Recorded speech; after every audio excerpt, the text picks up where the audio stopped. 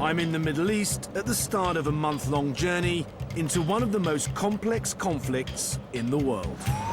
In the second program, I'll be exploring the state of Israel, meeting ordinary people who have lost loved ones. They are terrorists. The God will revenge your blood. That's what is that. And seeing firsthand how the Jewish state deals with the enemy at its gates.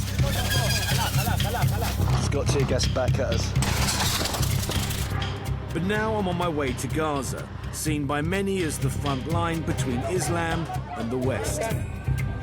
I'll be meeting with the militant factions determined to destroy Israel. And we'll also meet the ordinary Palestinians caught in the crossfire.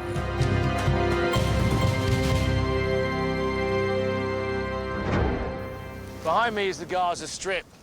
Gaza is one of the most emotive, complex political and military situations on the planet. This tiny piece of land is also home to 1.5 million people who are firmly ruled by its democratically elected government, Hamas. Hamas is also recognized as an international terrorist organization. We're about to cross the border and find out what it's like to live in the Gaza Strip. The Gaza Strip is a Palestinian territory across the southern border of Israel. Since Israel's creation in 1948, it's been the scene of war and bloodshed on a massive scale. Since I was a child, Israel, the Palestinian problem, it's all been sort of there in the background and never, never really understood it, have no idea what to expect.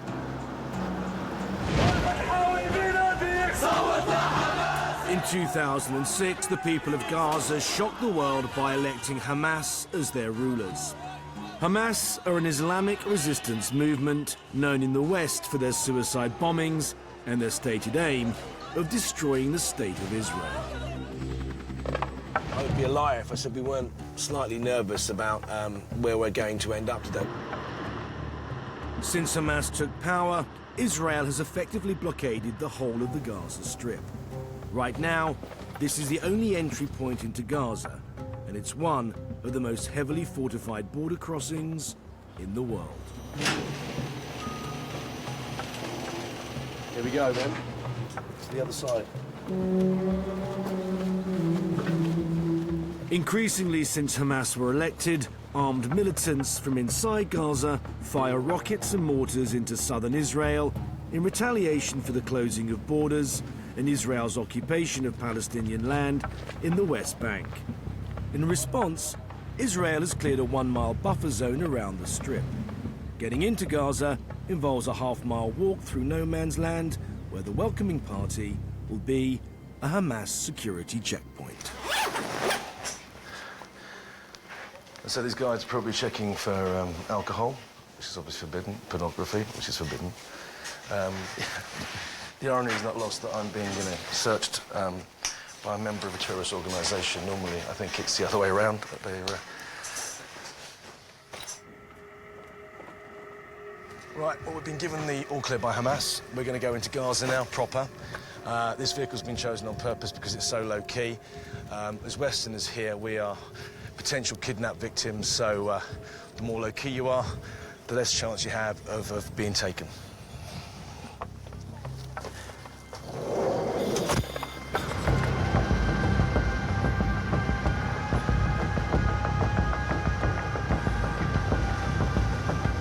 The drive into Gaza City is like a drive into another world. Wherever I look, I see destruction. The one thing that I'm not used to is seeing that amount of damage being done in such a highly populated area. It's quite shocking.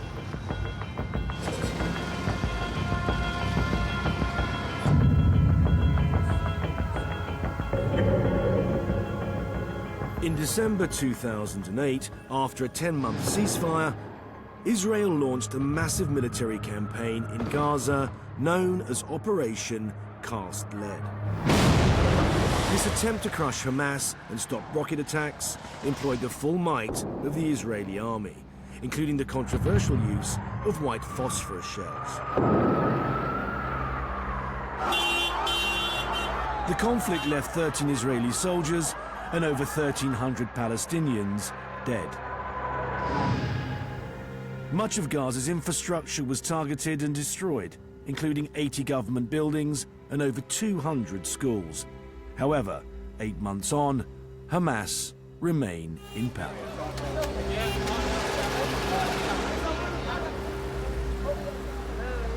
Right, it's our first day in Gaza. We're outside one of the main police stations here. It's run and controlled by Hamas. They're very sensitive about us filming outside here. We've basically come here to find out how Hamas control and run the Gaza Strip. Marhaba. Marhaba.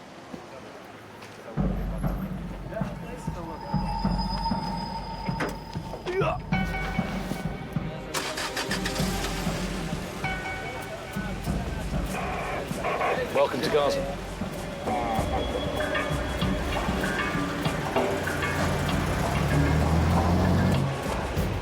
A year after their election, Hamas brutally wiped out their rival party in Gaza, Fatah, torturing and killing many of their members and driving the rest underground.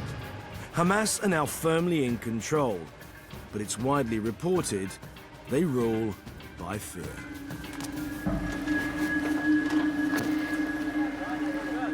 So it looks like this is this roundabout here is where they're going to set up a checkpoint. While Hamas might be seen as a terrorist organization abroad, here at home, they are the official police force on the streets. And should you cross them, you are dealt with very severely.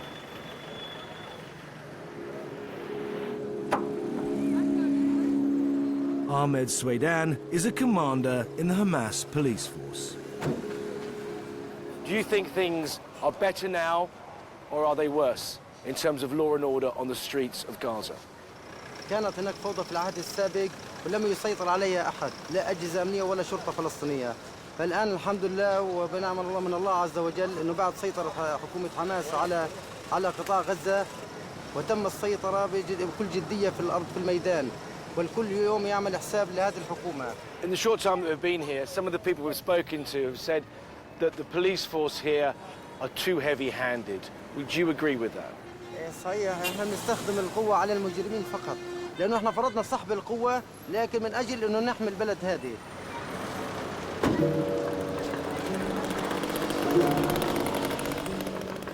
Israel's military campaign to destroy Hamas seems to have done little to dent their power. Almost a year on from the war, the destruction it caused is everywhere to be seen. 60,000 houses were damaged or destroyed during the fighting, and today 20,000 people remain homeless. Now Israel, like Hamas, is facing a possible charge of committing war crimes. We're actually going to meet some people who have moved back into what was their home. Assalamu alaikum. Mohammed Qadir's house was destroyed in Operation Cast Lead. His family, like many, are living in the rubble of what remains. How do you feel about Israeli people now? أنا يعني اشتغلت 35 سنة بإسرائيل يعني طبعا يعني بصفة عامة يعني كنا احنا في قطاع غزة عمال يعني الفطار نقعد مع بعض نفطر نتحدث نبقى مبسوطين كنا بننام عندهم يعني كنا محافظين على العيش والملح بس للأسف الشديد هم الإسرائيليين احنا مش ضد الشعب الإسرائيلي احنا ضد الحكومة الإسرائيلية. You don't dislike Israelis, you just dislike the government. أنا يعني بسأل نفسي ليش إسرائيل سوت في هيك أنا لا أنا مقاوم ولا أنا أي شيء. أنت يا إسرائيل أنت ما انتصرت على أي شيء يا إسرائيل، أنت لا انتصرت على حماس ولا انتصرت على مقاومة ولا انتصرت على أي شيء. بتعتبر هذا انتصار بتعتبر يا إسرائيل إنك أنت انتصرت على بيتي؟ لا. Israel stated they targeted this neighborhood of Abed Rabu because it was being used as a hideout for militant fighters and a launching area for terrorist rockets. If I was going to understand this situation, I needed to meet the militants who are still firing rockets despite the Israeli response and find out what good they think they're doing for the people of Gaza.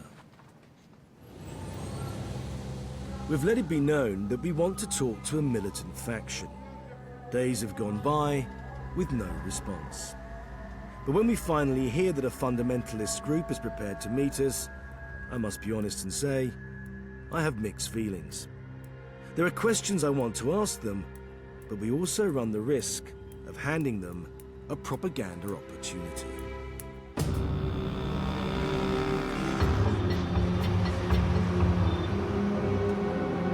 Since 2008, 1,750 rockets have been launched from Gaza into Israel. One of the groups responsible for those launches is the Islamic Jihad. We're on our way to meet them and ask them why they're still determined to send rockets into Israel, despite the fact that the response from Israel was so extreme. We've no idea exactly where we're going, and when we get there, we're meeting up with the Al-Quds Brigade, that is the military wing of Islamic Jihad. Our fixer has arranged to meet a contact at a halfway point on the outskirts of Gaza City. We are instructed to remove the batteries from our phones in case we're being tracked by Israeli intelligence. At a given moment, they tell us very clearly to turn the camera off. Don't shoot the outside of the building, mate. Be very careful, Andy. Be very Andy, careful. put it down. After an hour of waiting, we are finally given the all clear.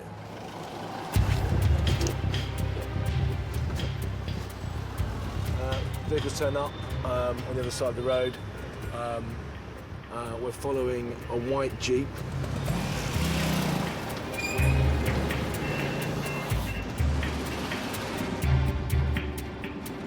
We have no idea where we're going. It seems like we're heading towards the border with Israel. Giving the people we're hoping to meet, the closer we get, the more dangerous it becomes. So we are perilously close to the border right now, and you know, if these guys are seen or noticed by the Israelis, then you know, probably all hell will let loose. Right, here we go.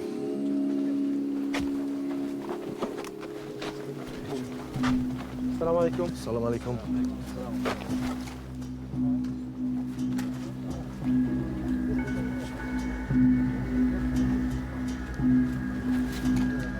You've got guys here, very, very heavily armed. So you've got RPG to my left, variant AK-47s. You've got this guy with a sniper rifle there.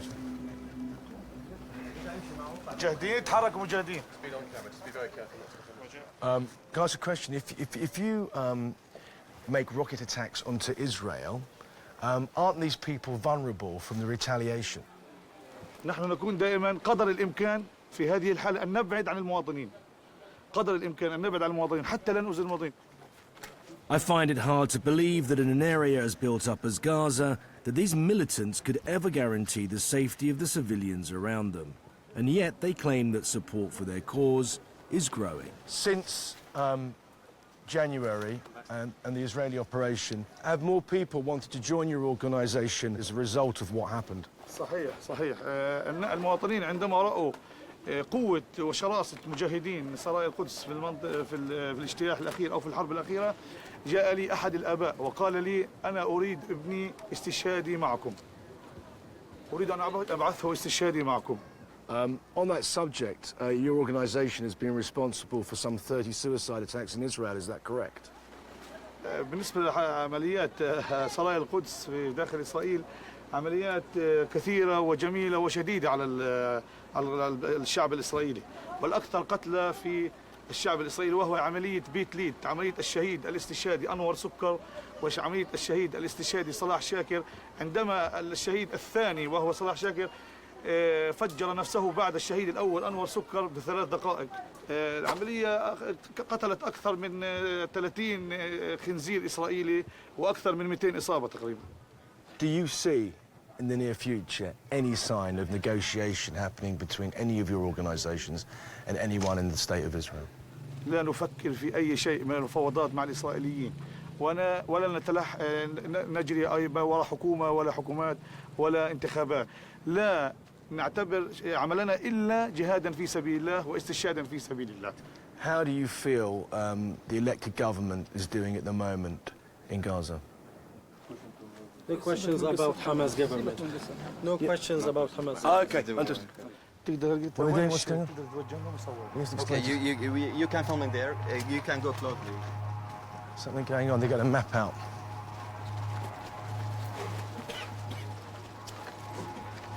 طالما موجود زي ما انتم شايفين عندنا هان منطقة ايش زراعية. احنا موجودين هاي الشارع العام. احنا موجودين في المنطقة ايش؟ الشارع الفرعي التحتاني. حيكون في عندنا دروع، حيكون في عندنا قناص. They're practicing. They're going to show us what they're doing. Yes. So you got Ross not practicing. It's actual work that they see the maps and now they have to go to act. For example, now they will go to plant the bombs, the small bombs, but have a good effective. And even you can go and see this process when they go to plant the bombs. This is a real bomb. A real bomb, sure. Just wait.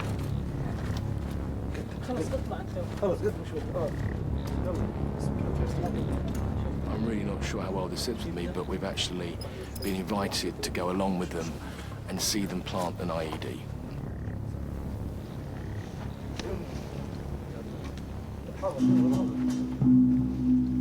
So that is a substantial size bomb there.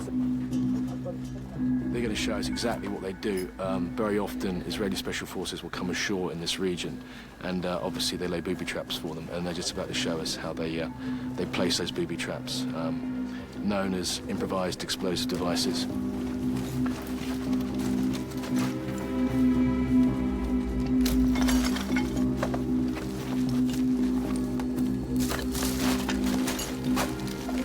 So they'll plant this now and monitor it all night. There's a command wire that the guy in front has got. And obviously, should they see anybody coming in from the sea, no doubt they will attempt to detonate it. Having been to other places in the world and seen people blown up, I'm not entirely happy at all about being here and witnessing this and even putting it on camera, but unfortunately this is a brutal fact of what goes on here. The Al-Quds Brigade told us they were moving north towards the Israeli border, and our lights and camera were allowed no further. These militant fighters are in the minority in Gaza, and yet their doctrine seems to set the agenda. The war with Israel in January seems only to have strengthened their resolve. It's not the first time that I've met young men who are prepared to kill, but it's one of the first times I've ever met young men with guns who are prepared to die for what they believe in. And from what I could see, they were totally committed. And, you know, they have something more than a gang member will ever have, because they have what they believe is God on their side. The next morning, Islamic Jihad informed us that the IED had been removed and there were no reports of any explosions or casualties. Militant groups like Islamic Jihad are determined to keep firing their rockets into Israel until the Jewish state is destroyed. In response, Israel hasn't just launched military attacks, it's also closed Gaza's borders, sealing it off from the outside world and effectively shutting down its legitimate economy.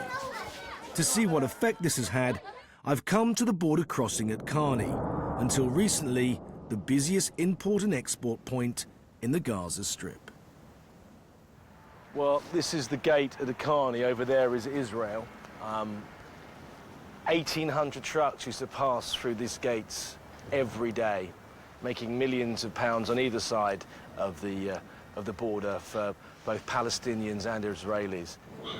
When Hamas seized power, Israel closed the Karni crossing, and this industrial park it serviced is all but deserted. Wadia El Masri is the manager of the Karni industrial zone, and his business has almost ground to a halt. But it's empty, isn't it? Completely. I mean, usually at the good times, 6,000 people, workers, you know? If you said there were 6,000 here, the people that would have been satellited off that would be another 4,000. Yes. So maybe 10,000 people have lost their jobs. 10,000 people, and each one has a family of 10 persons. So you're talking about 100,000 people have been laid off. Laid off, yeah. Yes. Despite this, Wadir doesn't blame Israel for what has happened to him and his workers. Israel has the right to live in peace and security. We have the right to, right? But who gives the excuse to these people to kill us? It's us. It is us. Sending bottles, I call them bottles, I don't call them rockets, you know? This gives the excuse to Israelis to retaliate, you know? To come and bombard us and made the picture as if two superpowers are fighting. And I'm telling you, 90% of the Palestinians here are willing to shake hands with Israelis. 90%? Even more. The sad thing that both sides here and there, those who rule, they've got their own agenda, you know?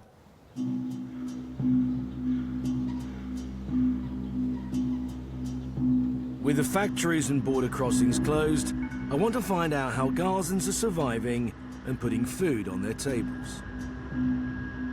The blockade has created massive shortages of building materials, medicines and certain foods. And yet, somehow, life goes on. This is downtown Gaza City, actually, on not a busy day. And, you know, if you knew that this place was under siege, you wouldn't think it by looking around me. You know, testament to the Palestinians that life goes on.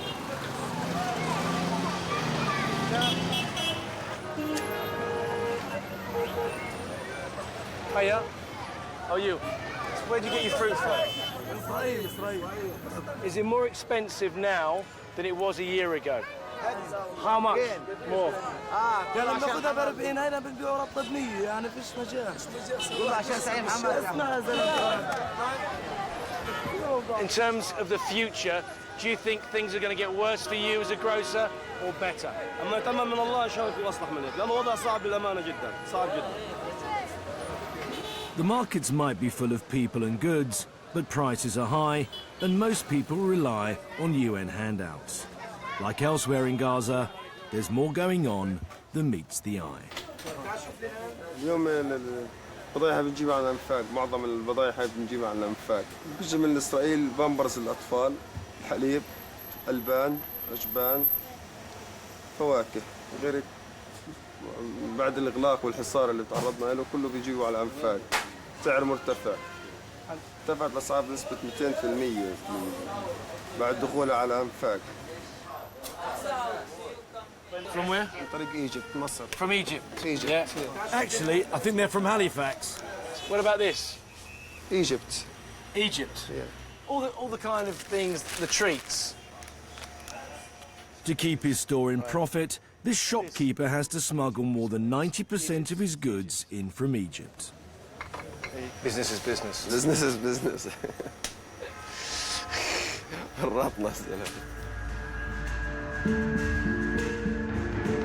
We set off for the southern town of Rafah, rumoured to be the capital of the black market in the Gaza Strip. As we approach the closed border with Egypt, we come across what looks like a large encampment of tents and tarpaulins. We have in fact driven straight into the heart of the smuggling operation in Gaza.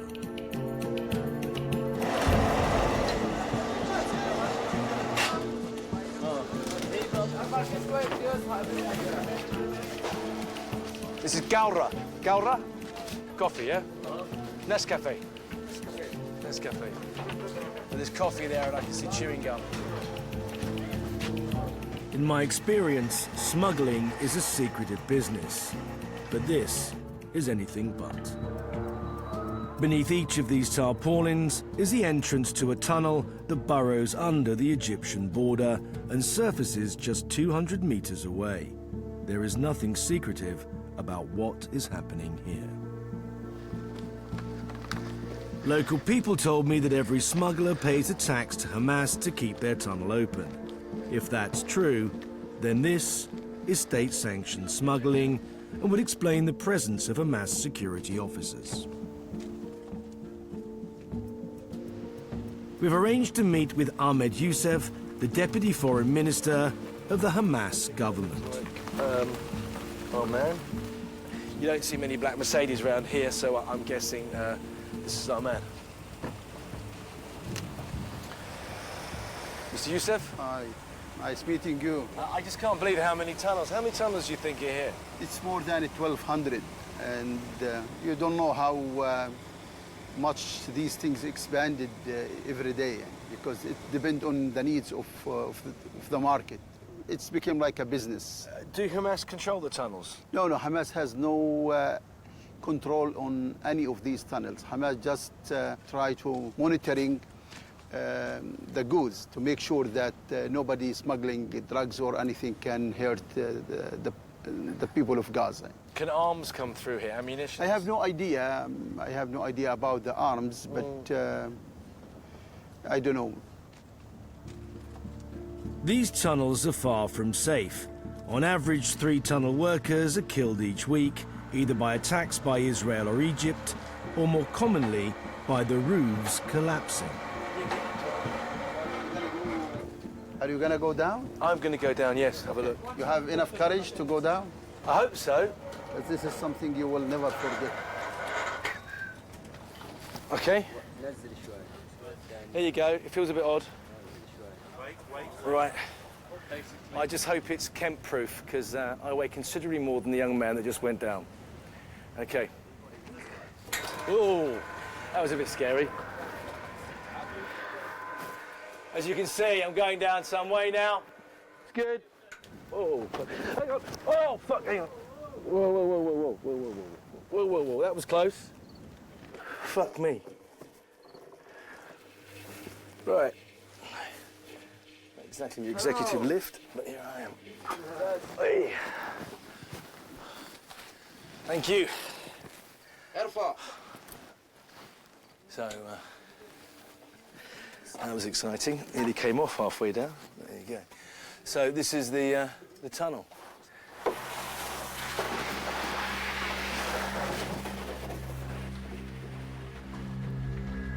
The workers in this tunnel don't want to be identified. They're working 12-hour shifts for just $25 a day. These things have just been pointed out, the telltale signs of a fall. When it starts cracking like this, and it's cracked all the way here, you can see, I don't want to push it too hard, but all this now is cracking, and the guy has just been explaining to me that that's the first sign of collapse. The further into the tunnel I go, it gets hotter, narrower, and lower. The cracks are literally starting to show. Just how basic and dangerous these tunnels are is about to become apparent as I round the next corner.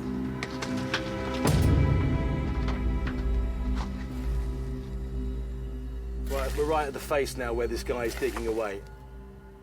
And he's not the only one doing this. There are hundreds of people doing this as we speak, trying to forge another way into Egypt to get goods back into Gaza. But the simple fact is that these young men risk their lives every day for $25 a day, and often many of them die in the collapses. And unfortunately, this is also part and parcel of everyday life for some Gazans.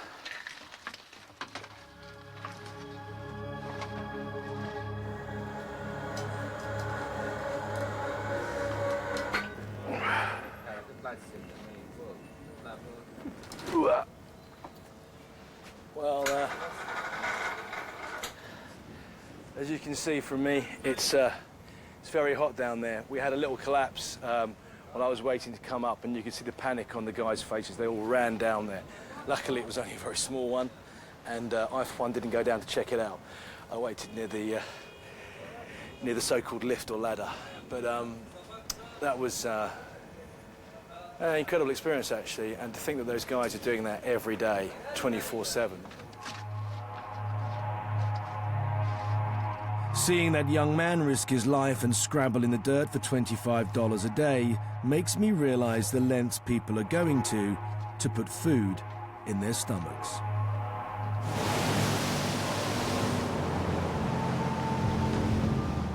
The combination of the borders being closed and the massive destruction of homes and infrastructure is bringing the people of Gaza to their knees. It's also put the United Nations aid effort in Gaza under enormous pressure. John Ging heads up the UN mission here and is a rare and outspoken critic of extremism on both sides. John, can you sort of explain to me what happened here, both sides? Yeah, as you can see, this is the industrial area. That was the biscuit factory here. And then down along on this side, you have the cement factory just over the brow of the hill. And remember that the announcement was that this whole war was about destroying the infrastructure of terror. When you look around the Gaza Strip and you see what infrastructure has been destroyed, then you realize very quickly that that was not the infrastructure of terror, it's the infrastructure of the economy. You'll see schools destroyed, that's the infrastructure of education. You'll see ministry buildings like the Foreign Ministry, the Finance Ministry, the President's Compound. This is the infrastructure of peace. You need these ministries to have a state. The Parliament building, that's the infrastructure of democracy. And then you have the tunnels, which are still operating. The effective black market, the thing that undermines society. Correct. Society here, in every aspect of its functioning, is being broken down. Do you think that all of that was done purely and simply because of an election result? Well, or is there another agenda? Well, these are the questions that have to be asked. How could you do this and then believe that that is positive in terms of the process of getting stability, security and peace in the Middle East? It's very difficult to figure out what is the truth until you come. And when you come here, then it's actually crystal clear. And it doesn't mean that you become anti-Israeli or pro-Palestinian or pro-Israel and anti-Palestinian. It means that you see the truth.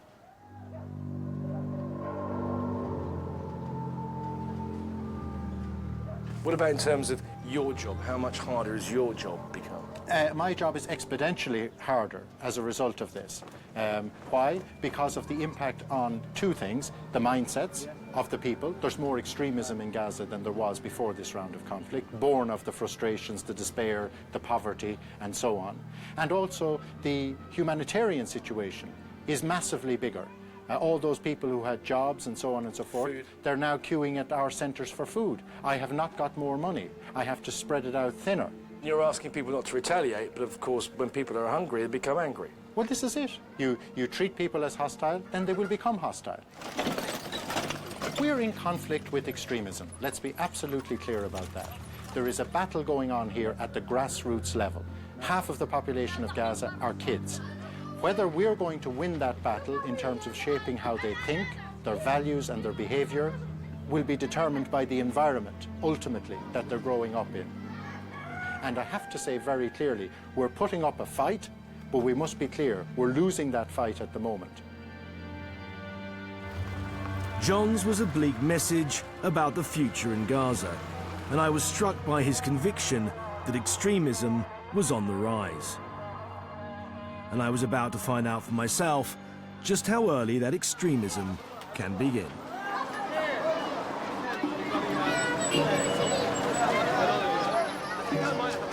Everywhere you go in Gaza, you see murals like this depicting Arab fighters fighting Israel. There are also, nearly at every roundabout, there is a martyr posted on a wall. Some of them even light up at night. You know, you don't see pictures of footballers, you don't see pictures of sporting heroes. You see martyrs or graffiti urging jihad. And what you see a lot are young boys, very young boys. There's one behind me right now who's got a plastic gun in his hand. And you don't see kids kicking footballs around. You see them playing shooting games. You don't have to be a professional psychologist to work out. With all those images coming into you day in, day out, it's going to have a profound effect on you when you grow up. Death in Gaza is so commonplace, it has quite literally become a way of life.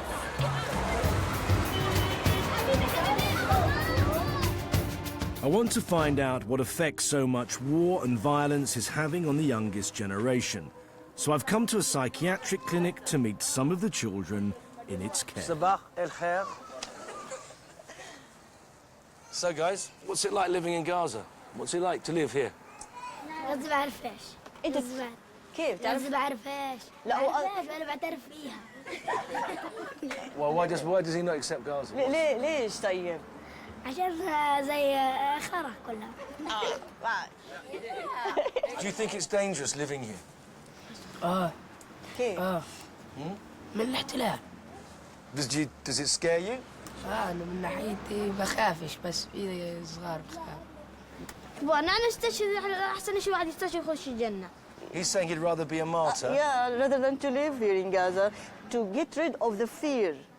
لسه احسن بروح الجنة بروح عند الله كتب له بكتب له. Go to paradise, it's better to go to God. Does everybody believe that? معاه في الرأي.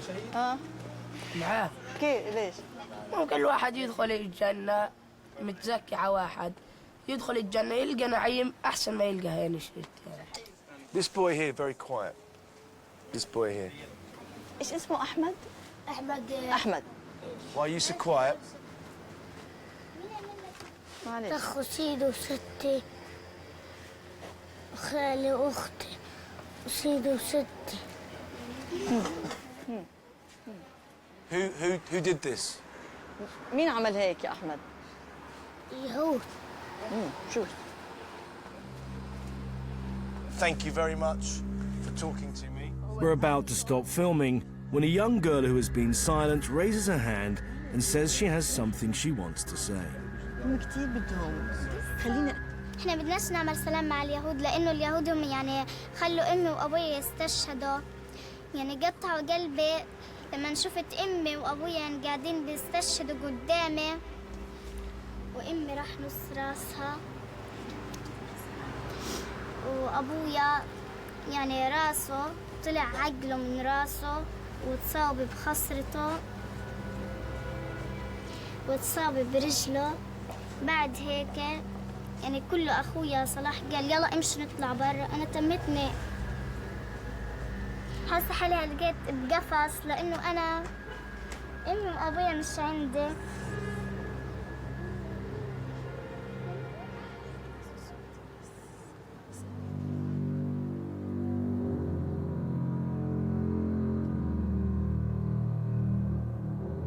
I wonder how anyone could heal the despair and pain that these children feel, and how hard it will be to stop some of them wanting to take some kind of revenge.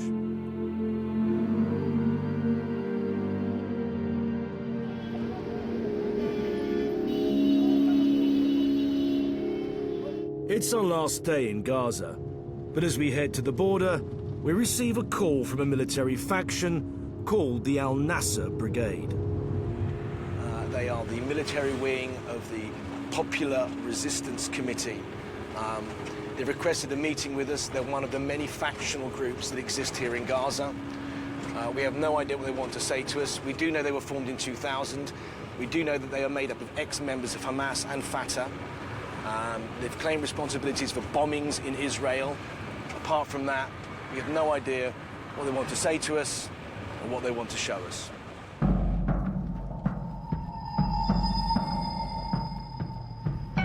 They could be using us quite simply to up their propaganda. On the other hand, they could be luring us into a trap.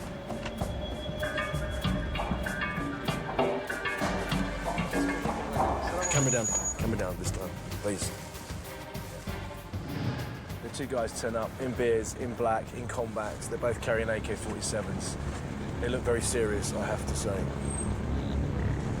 They're taking us apparently on a big detour, we've just been told, and that's to obscure their location. I mean, we've told us not to film, but I don't think it makes much difference because, you know, we're listening to what? We're stopping, so...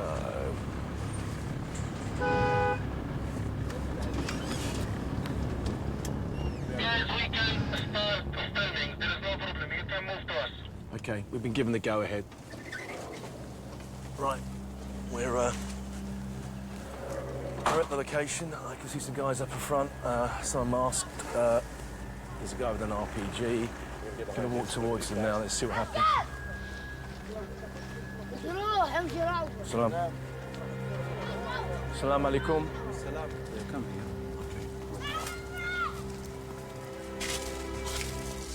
The leader insists we move away from the vehicle towards a covered area in the orchard.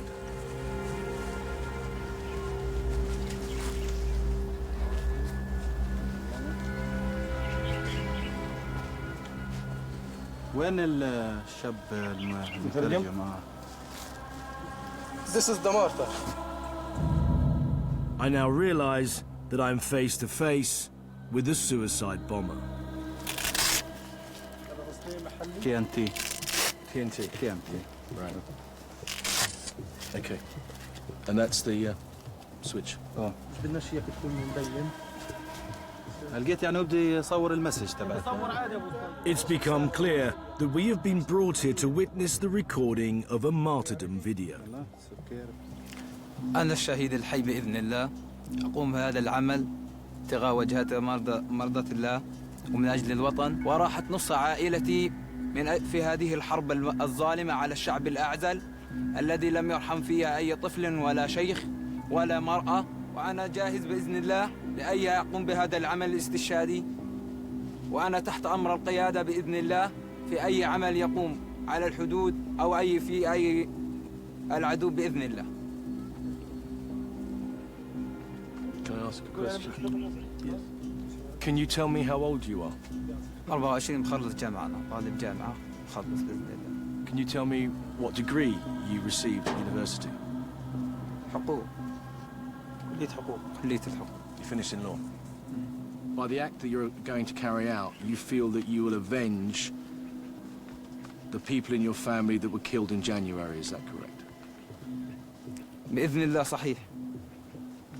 Do you think that by killing other people, that will increase the amount of violence that will happen? Or do you think that will in some way stop violence? إنهم يعتدون على الوطن الحبيب وطني، فأنا يجب أن أدافع عنه بأي شيء وحتى لو كانت بروحي. Do you feel that this is the only alternative for you now? الإسلام بحث على أن نجاهد من أجل الوطن ومن أجل الله. Have you ever met an Israeli? Talked to an Israeli? Do you know that there are Israelis out there, some, that don't want to fight anymore, that they want peace? Do you know that? أنا مع السلام بإذن الله لأنه يحتلون وطني، فإن الحرب هي التي تولد حرب والسلام يولد سلام.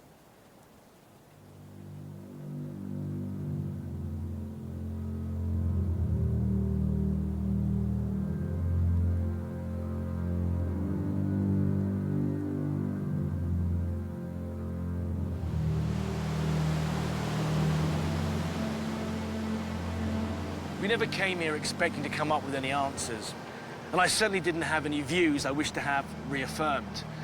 But I defy anyone to come here without an agenda and not feel genuine sympathy for the ordinary people living here. Hundreds of Israelis have been killed by suicide bombers, and they certainly have the right to defend themselves. But the economic blockade has not only damaged business, it's denied people their dignity. If you deny someone the right to provide for their family, then they will find pride in other things. When a young lawyer decides to become a suicide bomber, I have to say I have real fear for the future. That said, most people want to live in peace with their families on both sides, and I'm sure they don't want to live with the daily fear of being rocketed or blown up. As we leave Gaza, the one thing I'm absolutely sure about, though, is that the people of Gaza aren't going anywhere, and neither are the people of Israel. In the next part of this Middle East report, I'm going over the border and into Israel to see the situation from the other side. There I'll be meeting the people caught in the crossfire. Guy right at the fence now. Right at the fence, Annie here now. And also discover what life is like on Israel's front line. In our first program on the Middle East, I travelled to the Gaza Strip. There I met militant factions who were bent on the destruction of Israel. But I also met many more ordinary Palestinians whose only dream was a lasting peace with their Israeli neighbours. In the second part of my journey, I'm in Israel to try and understand what makes peace here so elusive.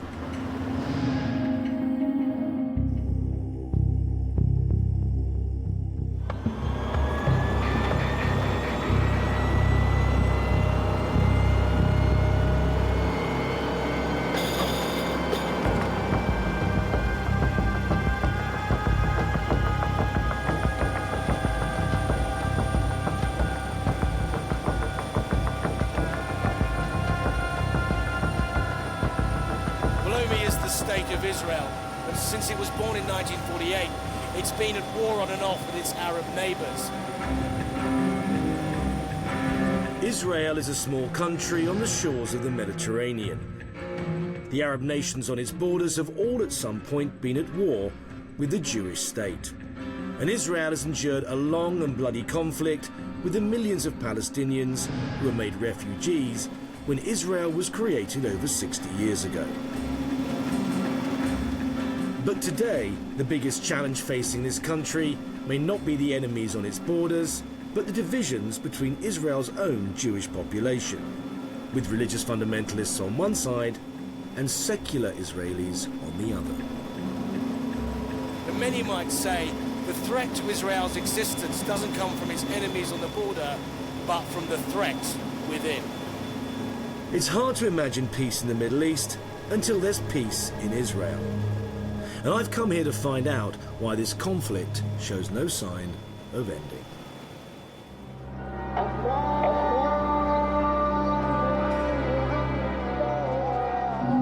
To begin my journey in Israel, I've come to Jerusalem, regarded as one of the holiest cities on the planet. Within the walls of this ancient city, Muslims, Jews and Christians all jostle for space in a site that is sacred to them all. But beneath this peaceful exterior are the ghosts and legacies of some of the most brutal terrorist atrocities the modern world has ever seen. For decades, Palestinian militants have waged a war against the Israeli presence in the city that has resulted in hundreds of deaths. I'm with Amos Levy, a taxi driver from Jerusalem, who's giving me a tour of his city to try and explain what it's like to live with the constant fear of suicide bombers and terrorist attacks. We've just been in the centre of Jerusalem there, in the main shopping area. A famous street where there were 3 suicide bombers in one day, wasn't there? In Yehuda Street. 3 in one day, huh? Yeah. And basically what they did was they detonated, waited for the paramedics to get there, then redetonated, then redetonated. The people in Jerusalem remember this place as a place with a terrible attack. Yeah. But there are many more places like this, aren't there, in Jerusalem? Yeah. So many. Here in Jerusalem, the landmarks are not so much temples or churches, but are the vivid memories of terrorist attacks. So there's a coffee shop up here that there was a suicide attack. Yeah, call it Cafe Moment. It's called Cafe Moment, yes. I don't remember exactly the number. It's a landmark here, isn't it? Yeah. Everyone knows it, obviously. And it was a bad attack with many injured and killed. Yes. And I know one of the mother held the gun. Yeah. And she lost her daughter in this attack with her fiancé. There was So 3 weeks before the wedding. Everybody knows somebody who's lost somebody, yeah? Yeah. Yeah, this is the coffee shop on the left. It was an Arab guy, dark skin, dark face, and dark hair, that he painted his hair blonde and play like a tourist or something, and he blew himself up. In the last 15 years, there have been 34 terrorist attacks and suicide bombings on the streets of Jerusalem alone, on buses, in cafes and nightclubs. Over 210 Israelis have been killed in the city, and nearly 2,000 have been injured. The threat of an attack is ever present. Around the corner is the next stop on Amos's tour. What happened at the bus stop? There's a bus, number 20, going to the center of Jerusalem, explode in a suicide bomber. 14 people got killed, and it's about 40, 50 injured. Did you know anybody? Yeah. Dekla Zino, she's the daughter of a friend of mine.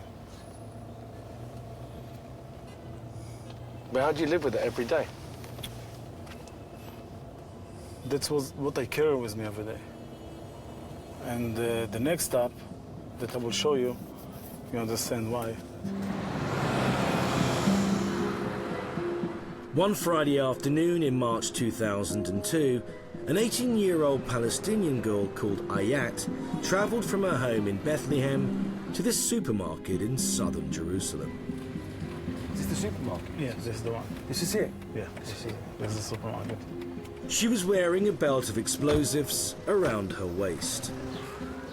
So this is the place where it actually happened? Yeah, exactly. At the door of the supermarket, she was stopped by a security guard.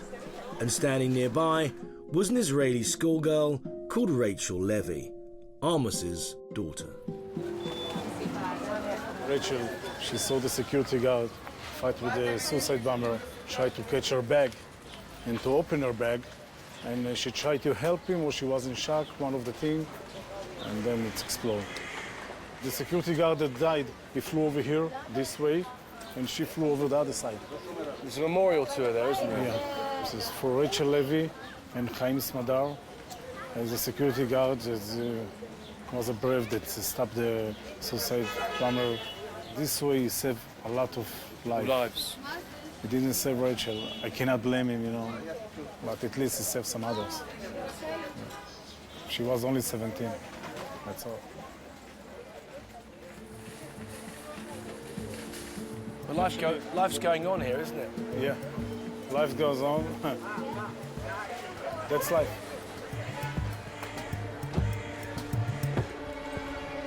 Amos isn't alone in his grief for a loved one.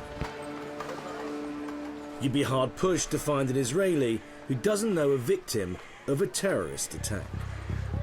Suicide bombings are tragic and indelible chapters in Israel's history. It's forced this young nation to develop some of the most highly trained special forces in the world to combat terror attacks on its streets. I've come here to a remote training camp in the hills above Jerusalem to see one of these elite units being trained. This is the headquarters of the Israeli Border Police. We've come here to meet Hamas, which is their counter-terrorist squad, and they're going to show us some of their drills and how they train. But they specifically operate in the Palestinian areas, and they generally work undercover.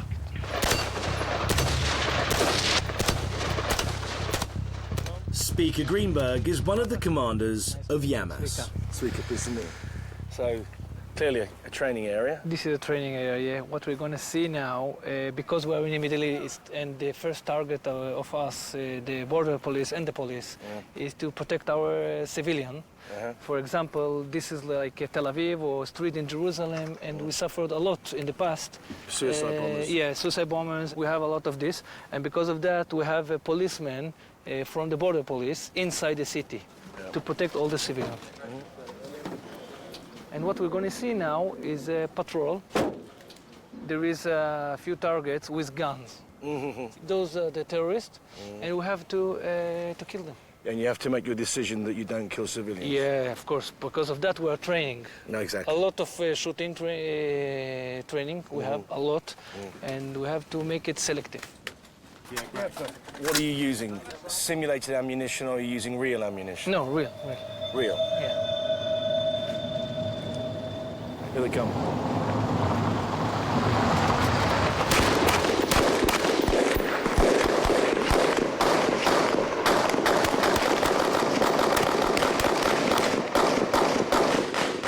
They have to work very fast. There is a few terrorists over there. There is one that there all the time the driver is behind to be sure that the terrorists are dead.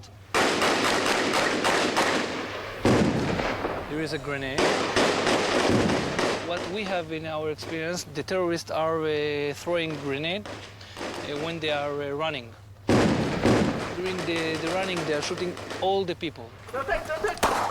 They are inside the street, there is civilians, so we have to finish it quickly, few seconds, and the terror attack is finished.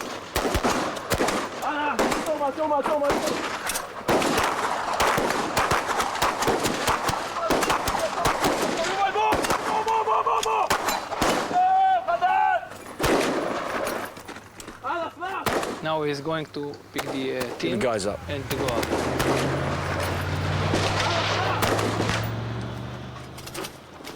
In terms of active service, this is as high as it gets. This is the high that again, yeah. If you can't do the things like we want, you cannot be a warrior in this unit. But there's also the danger that goes with it. We have to ask them if they're afraid of the danger. I don't know. I would be. This elite unit is undoubtedly a deadly force protecting Israel from within. And since its inception, 5 of its members have been killed on active service. But the bigger challenge is defending the nation from the deadly threat on its border with the Gaza Strip.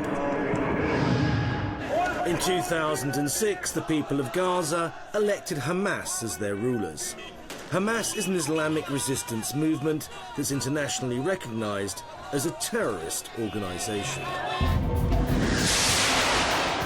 Since their election, rocket and mortar attacks into Israel from Gaza have increased, creating fear and hatred in the hearts and minds of ordinary Israelis.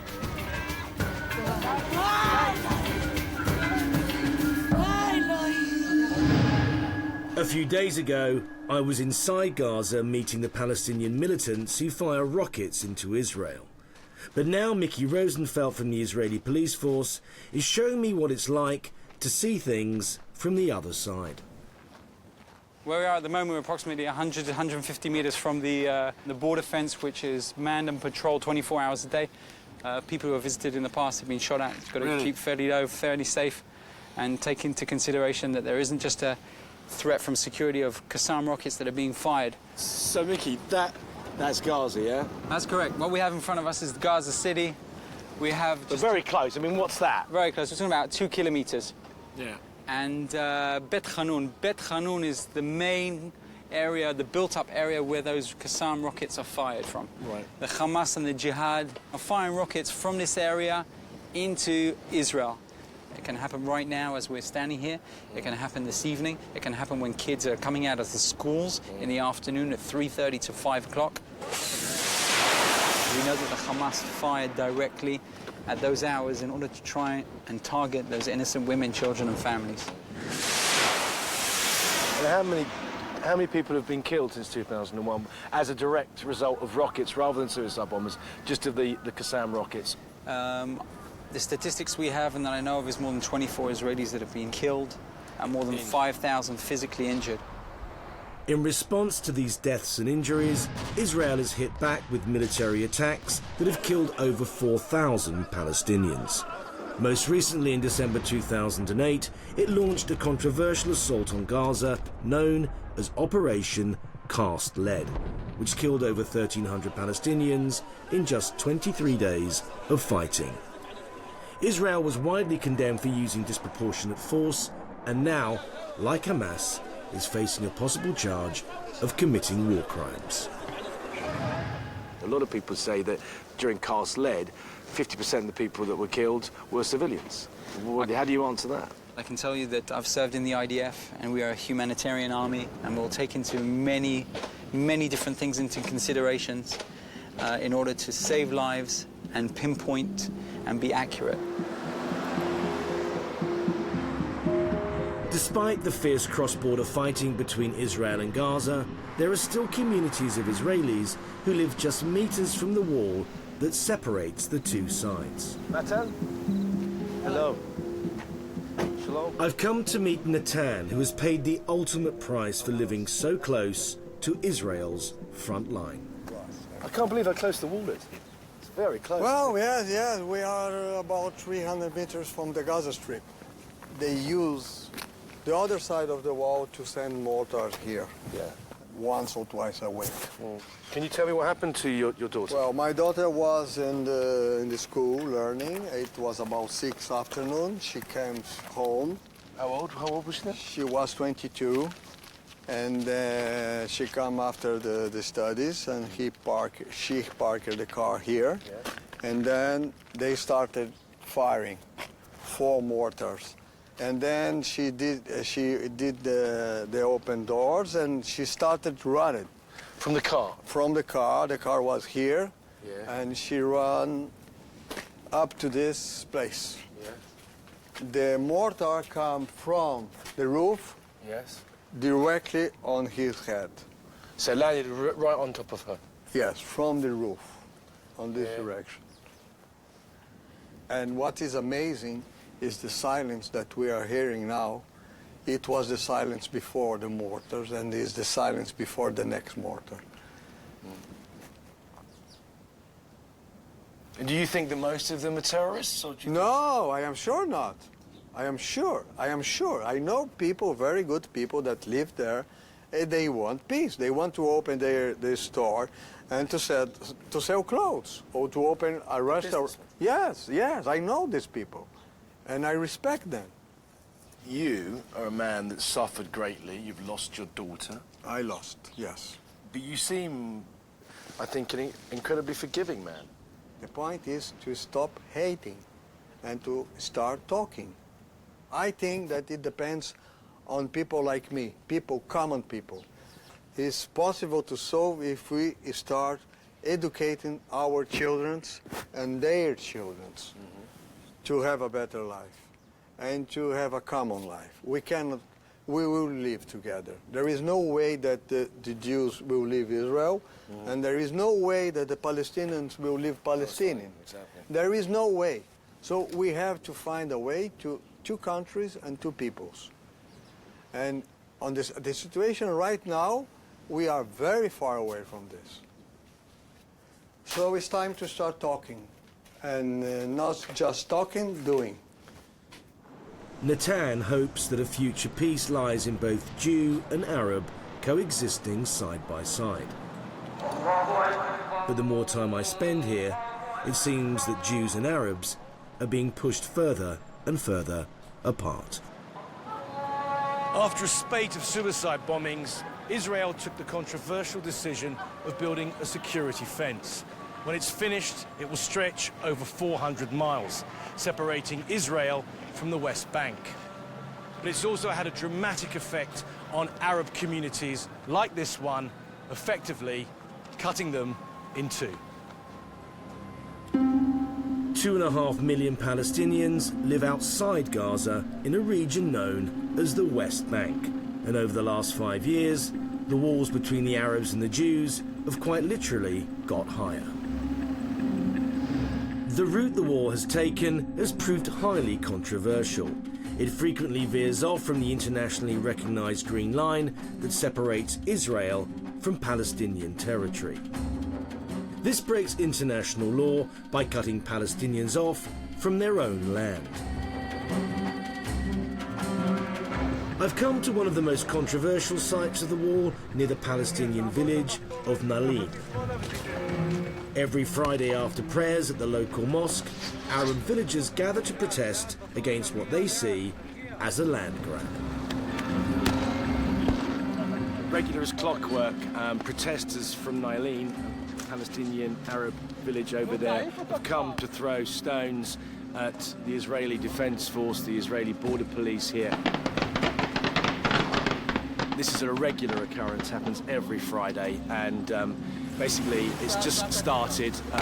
Stones have been thrown from one side, tear gas from the other, and this is expected to go on for the next 5 hours.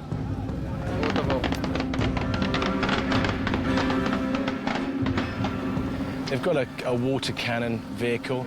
I think it sprays something rather unpleasant. It's not just water. And the commander behind me has just called that in to engage the protesters on the other side of the fence.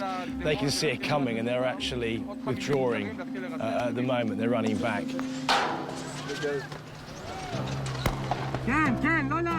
We've set up a safe distance from the demonstration, But when the Palestinian protesters see us and our camera, they immediately advance on our position, leaving us pinned down behind a small blast wall. They're quite close now. With rocks raining down on us, we're unable to withdraw. It's only now that we realise that the protesters are themselves armed with tear gas grenades that had failed to go off during last week's demonstration. And there's one. Tear gas now going. Bang. There you go. The guy right at the fence now. Right at the fence. Eddie, here now. Come here. Look. He's just thrown one back. Throwing tear gas, this guy here. There goes another one right at the wall, right near.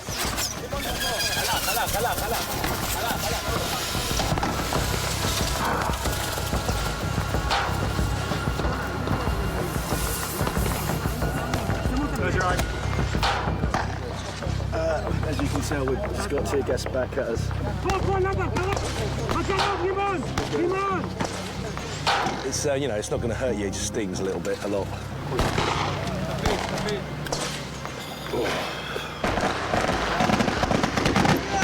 It's like they're firing over there now.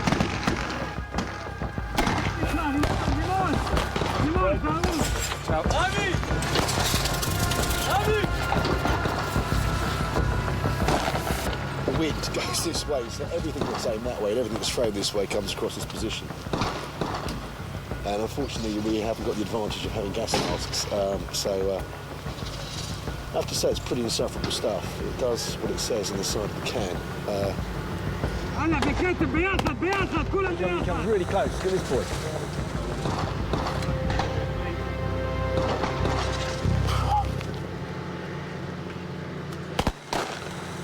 You haven't got smell-o-vision yet, but trust me, you believe in your route.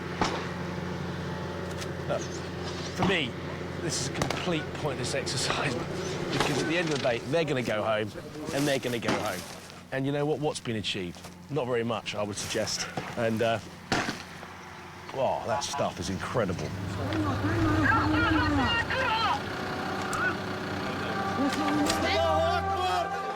After 5 hours of confrontation, both sides are returning home after yet another day of fighting between Arab and Jew, a battle that has lasted over 60 years. But the fence remains, and the Israelis have held their ground. The wall here is protecting Israeli houses that have been built on Palestinian land and are occupied by Israeli settlers against international law. I wanted to find out what these settlers felt about their presence here. This Israeli village of Hashmonaim is home to over 2,000 settlers, and one of them is Ken Mitchell. Ken? Hi. Pleased to meet you. Hello. Bruchim Abahim. Welcome to our home. Very much. May I come in? That's very kind. Come on in. Hello, everybody. Ken moved here from America 2 years ago with his wife and 3 children to what he sees as his Jewish homeland. He lives 400 metres from the wall and a kilometre inside Palestinian territory. And of course, the security fence is there, just over there. Indeed, right there.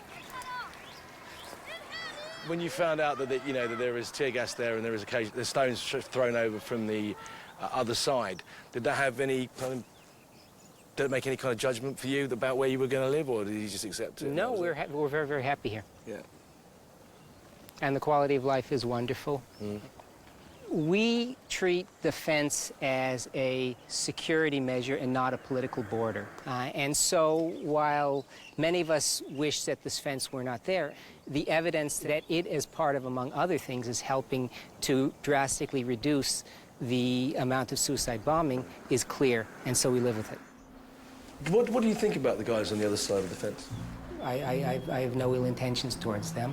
At the same time, I want to send a clear message that we have no intention of leaving, as we don't ask them to leave. Under international law, Ken's house has been built illegally on occupied territory. And he is just one of 500,000 Jewish settlers in the West Bank and East Jerusalem whose homes breached the Geneva Convention on Human Rights. I've been in Israel for a week. Now I'm heading into the disputed territory to the west of the Jordan River, known as the West Bank. Over the last 20 years, This land has seen some of the fiercest fighting between Arab and Jew, and what happens here will decide whether Israel will find true peace with its neighbours.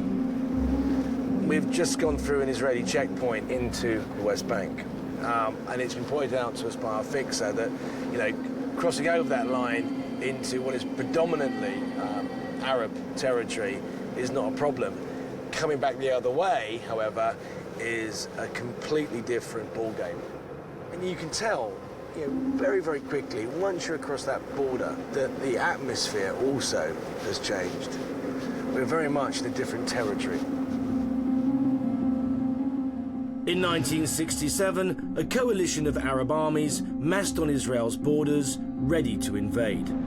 But Israel launched a preemptive strike against them in what became known as the Six-Day War, crushing the combined armies of Egypt, Syria and Jordan, and taking control of the West Bank, home to almost 1 million Palestinians. Despite condemnation from the international community and the United Nations, Israel has kept control of nearly all of the West Bank to this day, laying down the foundations for the expansion of the Jewish state by subsidizing cheap homes for Israelis. Very famous Israeli minister, Ariel Sharon, once said, grab every hilltop. And the one thing you notice once you enter the West Bank, there are certain buildings that are definitely not Arab, that are placed right on the top of certain hilltops.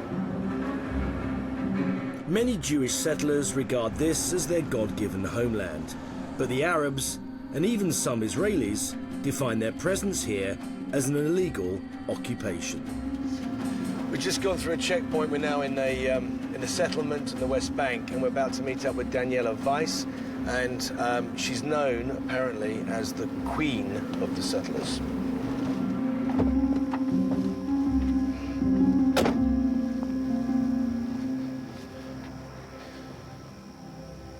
Daniela, can you tell me why we've stopped here and what's going on? Yes, we are now on the way to one of the mountain ridge settlements, Itzhar, a very important strategic location and settlement. We know that this is the most important place for the Jewish nation because here we became a nation. We were standing here 3,000 years ago, here.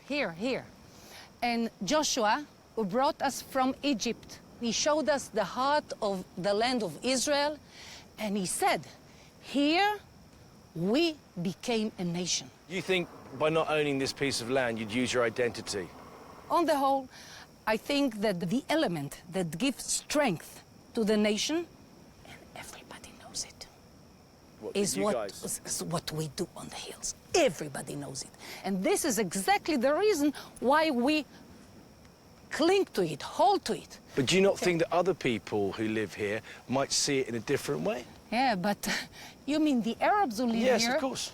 Somehow, in the 2,000 years that we were scattered all over the world, they didn't have a state of their own here because this land, as the prophets said, gives itself only to the Jewish people. There we go. You go. Okay. The West Bank is now home to nearly 500,000 Jewish settlers, but their presence here is a divisive issue in Israel. They're not popular with the Israeli majority, who see the occupation of the West Bank as provocative to the Palestinians and a cause for tension and terrorist attacks. Even American President Barack Obama has asked for a freeze on all settlement building in the West Bank. What's going on here? Good things. Good things. Building. Yeah, sure. Do you see a time when people can live in peace with each other here?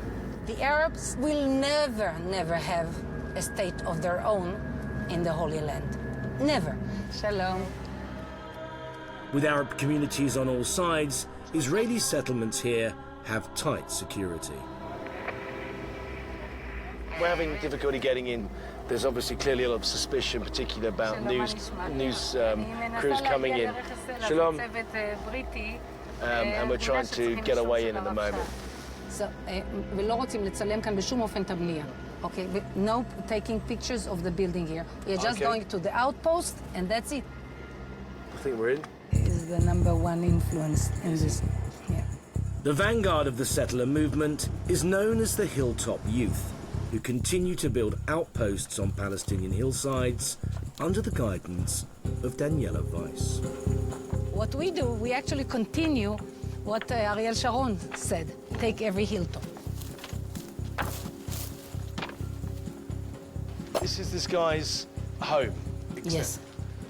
And this is, by being here, he's claiming it for the Jewish people, yeah? Right.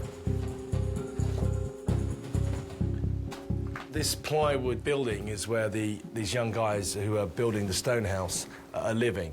And you can see from the state of it and how they're living, the commitment they're showing to their cause. האבות שלנו חיו פה, ובורא, שמראה את העולם, נתן את הארץ הזאת לנו, ואנחנו גרים פה, זה הבית שלנו. אנחנו קוראים לעם ישראל עכשיו להתעורר בכל הגלות, איפה שהוא לא נמצא, לחזור לארץ ישראל וליישב את ארץ ישראל. כל ארץ ישראל השלמה, כן? It's the past, the present, and future of our nation. Nothing changed the original promise of God to the nation that this land will belong only to the Jewish nation. Three young men behind me are the vanguard of the settler movement here. The simple stone house that they're building is creating facts on the ground, and the ramifications of what they're doing are being felt all the way to Washington, and are also having a dramatic effect on the peace process here in the Middle East. This minority of Jewish settlers are driven by a religious zeal to claim the land that they say God gave them 3,000 years ago. But this kind of religious fundamentalism seems at odds with the secular Israel that exists just 25 miles away in Tel Aviv. Shenkin Street is the heart of the secular community in Israel. Jonathan Yavin is a columnist on a local newspaper. Jonathan, this is a very secular community where we are now. Do you think is that representative of the whole of Israel, the people that live here?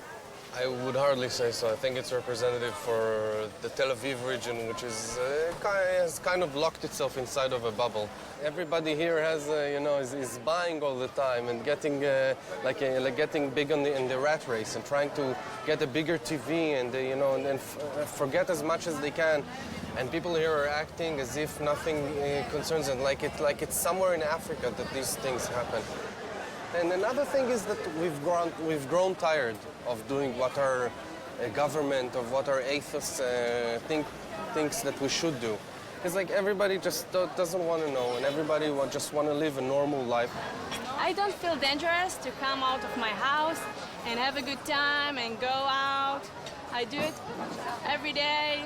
You have to keep living. You have to keep living. So don't think about it. And you keep go and eat and buy stuff and travel.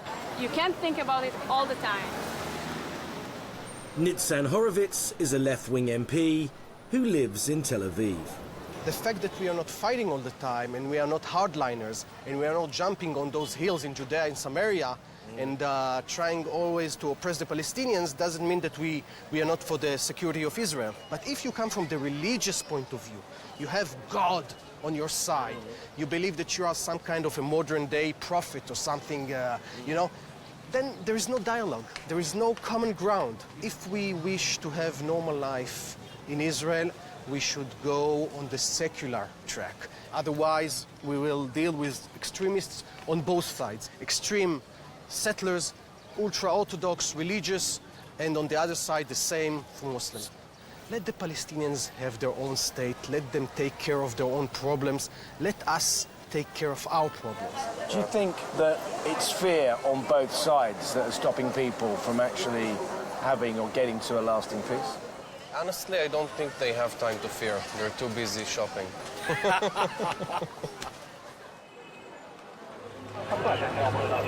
I'm nearing the end of my time in Israel, and I'm back in Jerusalem, where this journey began. What I've discovered is a nation with divisions, not just with its neighbors, but with itself. Nowhere are these more obvious than in this ancient city. Here the police don't just keep an eye on the drunks and criminals, but must patrol the fault lines between the secular and the Orthodox, as well as the Jews and the Arabs. Just about to go on patrol with the Israeli police in West Jerusalem. They have a really tough job. This is a divided city. They have to deal with different communities and people from different religions. You've got Orthodox Jews, secular, and also you have the Arab Israelis. We've only been on the road a matter of minutes when the patrol spots a suspicious vehicle. It has an Israeli number plate, but is carrying 3 Palestinians. Whereabouts are these guys from, do you think? Sorry? East Jerusalem. East Jerusalem, yeah. With the threat of car bombs and weapon smuggling in the city, the patrol pulls it over and conducts a full search.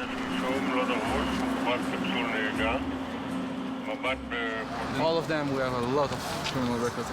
Can you tell us what for? Everything. Assault, drugs, robbery, everything. Right, okay. Our 3 gentlemen that were smiling over there all have previous convictions for carrying weapons, for drugs and for robbery. Yeah. Let them enjoy their evening. Absolutely. Enjoy their evening. Having found nothing suspicious or illegal, the 3 men are given the all clear and allowed on their way. 1 mile down the road, we cross out of Arab East Jerusalem and enter Jewish West Jerusalem. We're going to a ultra-Orthodox area called Mea Sharim, the 100 Gates. This Jewish community with its extremist agenda is the fastest growing religious group in Israel. They don't like the camera. They certainly don't like the camera here, that's for sure. We are certainly getting some pretty funny looks from a lot of the people here. I don't think we're that welcome. Many here reject the laws of the land and don't even recognize the state of Israel, as it's a nation founded by man and not by God. They frequently clash with the government and local police when the state veers away from a purely religious path.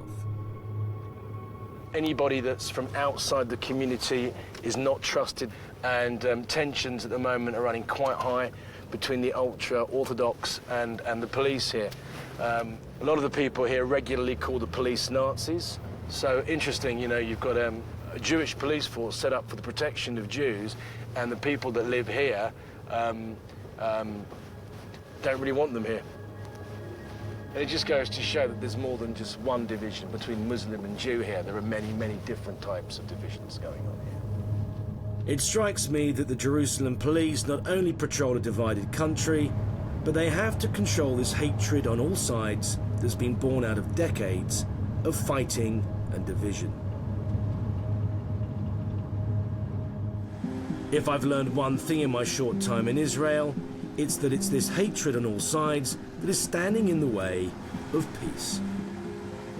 Before I leave Israel, I've come to say goodbye to Amos Levy, whose 17-year-old daughter Rachel was killed by a suicide bomber in a Jerusalem supermarket. What do you feel about people that are prepared to kill other people like that? How do you feel about that? What's your feeling for them? Some people getting much more angry than me. Some people much more angry and say the animal, the killers. Do you think that's the way that most people who live in Jerusalem think about it, or most people who live in Israel? Many of them.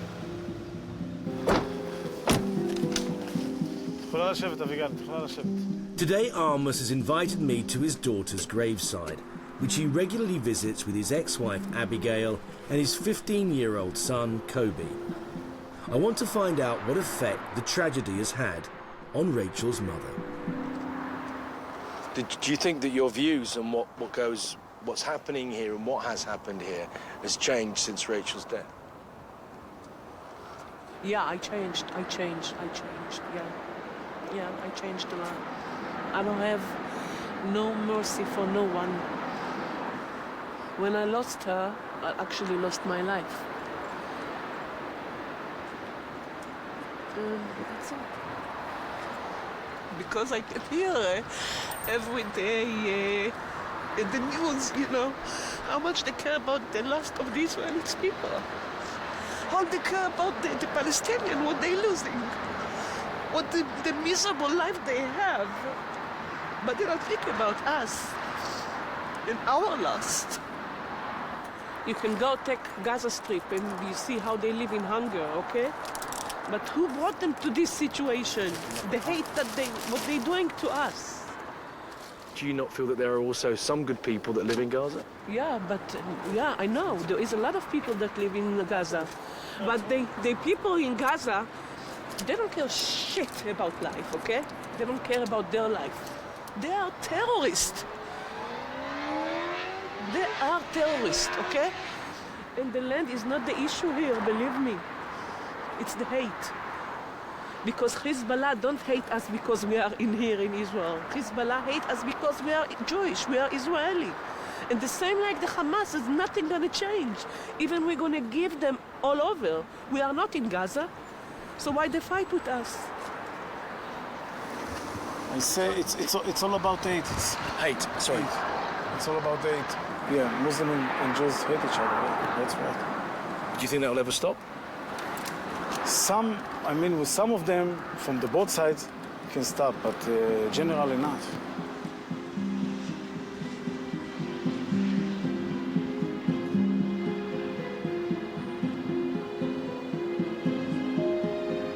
This is a land that's been fought over for thousands of years.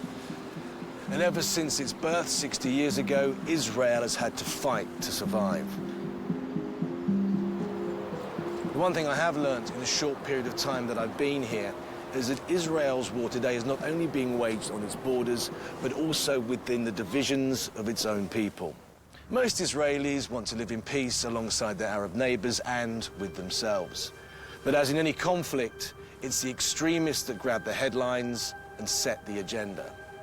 My feeling is that it's up to the majority of ordinary people here on both sides of the conflict that have suffered so much to speak with one voice and negotiate for a lasting peace.